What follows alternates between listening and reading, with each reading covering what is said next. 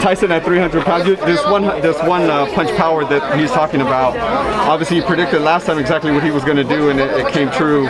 Do you feel that's what really? I really look for Fury to win quicker this time than he did last time.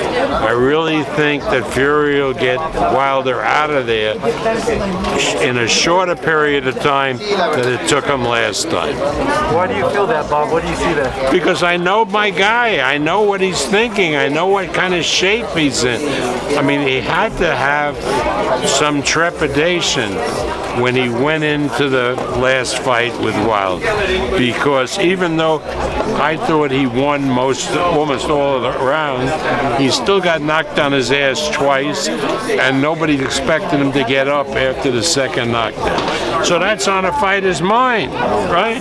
Now he comes back, he gets a new trainer, Sugar Hill, and he's confident and he's full of himself, rightly so, and so he feels that he'll be able to take Wilder easier than he did last time. I mean, it's as simple as that. There's no rocket science in this. A couple topics.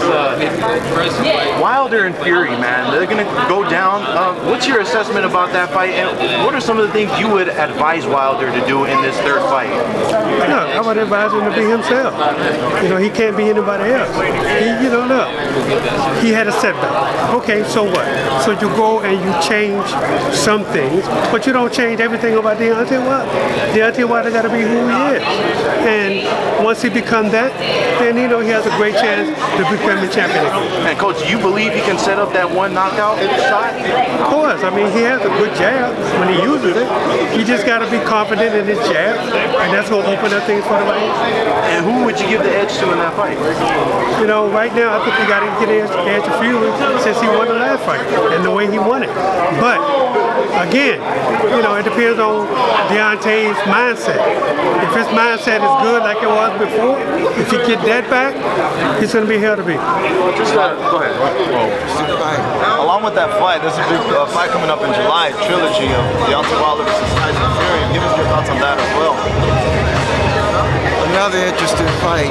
I'm not one to predict anything like that. The consensus would favor Fury based on the last fight, but there were so many things that happened. I think in that fight, I think that you have to look at this one as a brand new fight, because you can't not take Wilder's words as just empty talk. He was adamant about how he felt about certain things, and regardless of what it looks like or what it seems like, you have to give him the benefit of the doubt. So whether all these allegations are true or not remains to be seen, but the good thing about it is that there's another fight that's going to answer all these questions. So right now, based on the last fight, you'd have to favor Fury. But again, we know that Wilder's working hard. We know that he has the potential and the ability to turn a fight around. It's 12 rounds. He can conceivably get his shots through and upset the apple cart. So we'll have to see. Wilder Fury 3. It's the biggest fight, right? The heavyweights. How does that fight play out with Wilder, kind of being with Malik Scott now and that difference? And I mean, you know what? I think it's all gonna play off, how he is mentally. As long if he's mentally strong, and we know he's got that power. Fury's gotta be careful with that power. But I don't know, man. I think I like Fury on this one again. Another one, Wilder Fury, the trilogy. Another one. How does that play out? I got Wilder winning that. How? Well, I've seen him doing different stuff that he didn't do in his camp, so he's a little bit more loose in there. Only thing I just got to see is going to translate in the ring. I hear a lot of trainers say that. I hear a lot of boxing people say that. Maybe from the outside in. What is it different that you see in the training videos that he's released? Well, a lot of times it depends on his right hand, but stuff that I'm saying that he's been being taught some different things, so hopefully it's been translate in the ring that night. Wilder versus Fury, how does that fight play out, do you think? Oh, Fury's gonna win again because, on the last one, I think Fury took everything away from Wilder, man. He took his soul. And after a beating like that, you will not come back with the same. He'll have a trauma in his head already. You know, I've seen it before. I've seen it since Jeff Lacey fought Joe Galzahi, and it's like, I mean, once you take a beating like that, your mind is no longer the same. You're no longer the same. He's gonna come back, and I mean, that trauma is gonna be there. And I think Fury will beat him, be Wilder. Do you think it's any different than when Anthony Joshua lost to Ruiz and he was stopped?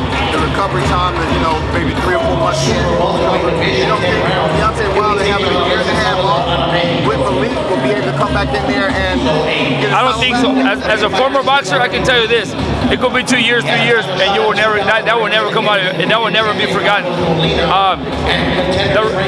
Anthony Joshua with Andy Ruiz, that was just he thought it was gonna be an easy fight. I can see it from the beginning, even walking in the ring before they announce him. I mean, it's like he's the last-minute replacement. Andy Ruiz is the last-minute replacement, so he's there like saying, "Man, I'm gonna fight this guy. Come on, you know." So he was too confident that was an easy fight. He never expected Andy to do what he did, and when he realized that it was too late, he was already hurt, so he didn't recover. So on the second one, he decided to box, you know, and be smart. But even though he went in the ring for the second fight, he knew that Andy Ruiz is a threat, so he decided to do a smart move, you know, box him around, keep him away, and that's what happens. But on the Fury Wilder, I don't think Wilder will recover from this last beating, and I think that the same outcome is going to come. Same. So what's different from Wilder taking one loss than most fighters taking one loss? It was just the way of the beating that he took that night. You know, it was bad. It was brutal. I mean, sometimes fighters, you know, take a loss, but not with such damage that he took that night. That will leave a scar in your mind forever. So, and it builds the confidence on Fury to come in and saying, okay, I did it once, I'll do it again, and he already knows. I think the scar you talked about, I think it motivated Deontay Wilder. Well, yeah. I mean, obviously, when you got that magnitude of a fight, you have to show some motivation. Obviously, but behind your mind, there's always that, man, you know, the last time was hard. You know, let's see how it goes. Let's try it. And sometimes when the tough gets going, hey, you have to push through. Regardless, you're already in the ring. What Wilder needs to do on this one, he needs to be smarter than the first one. How? He needs to be more cautious. He needs to pick his shots and not get reckless like he did, because he was reckless in the first one. He was getting in there reckless. Instead of getting in there and trying to look for the knockout, be smart. Pick your shots. You know, frustrate Fury, frustrate him, and put in the work. You know, don't go in there trying to look for the knockout in the early rounds, because since he knows that he has a power, he tries to look for the knockout in the early rounds, and what happens? He unloads and he wears out, and then when he's wore out, that's when Fury starts picking up. You know, so he needs to just basically pace himself for 12 rounds, be smart, and pick the right shots.